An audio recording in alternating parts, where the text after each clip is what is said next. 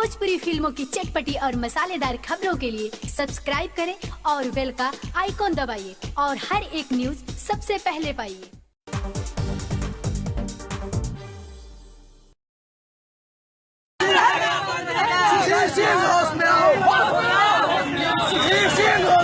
Hello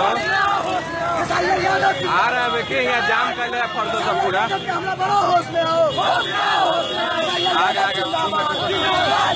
आगे police मुर्दाबाद।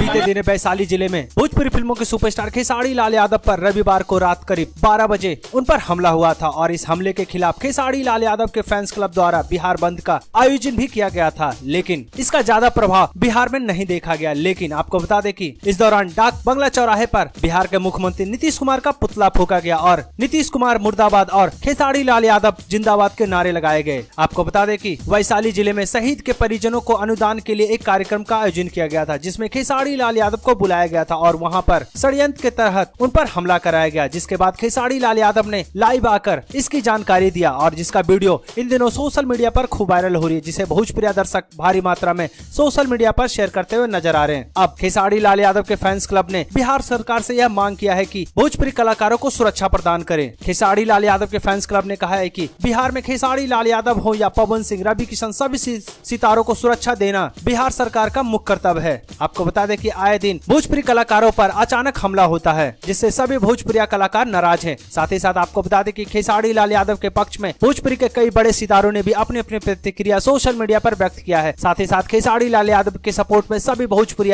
लोग खड़े होते नजर आ रहे हैं। भोजपुरी गॉसिप से राहुल शर्मा की रिपोर्ट।